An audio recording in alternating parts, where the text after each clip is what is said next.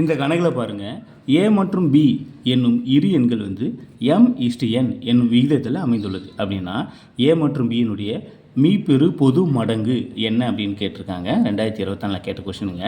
இது எல்லாமே இந்த மாதிரி ஆப்ஷன் இப்படியெல்லாம் இருக்குது. ஒன்றும் இல்லைங்க, இந்த மாதிரி கணக்கு வரும்போது ஒரு அப்ளிகேஷன் நம்ம யூஸ் பண்ணிக்கலாம். இப்போ பாருங்கள், ஏ வந்து 10ன்னு வச்சிங்களேன், பி வந்து 20 அப்படின்னு நீங்கள் கணக்கு வச்சுங்க. இந்த ரெண்டு எண் ஓகேங்களா. இது m/n விகிதத்தில் அமைந்தது. சரி, இப்போ 10, 20 இதை விகிதமாக பிரிங்க. அப்போ என்ன ஆகும்? 10 10, 10 2 20. இது ஏ, இது பி, இது விகிதமாக போகும்போது இது எம்மு, இது வந்து என்.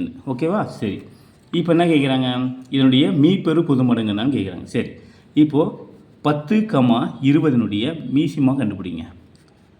10 10, 10 2. அப்போது 10 2 20 தான் மீசிமா. அவன் சொன்ன மாதிரி மீப்பெரு பொது மடங்கு. ஓகேவா? சரி, இப்போது எல்லாமே லெட்டரல் தான் கொடுத்துருக்காங்க. சரி, இப்போ பாருங்கள், எம் வந்து 1, இங்கே 2, நம்மளுக்கு 20 வர மாதிரி பெருக்கணும். இப்போது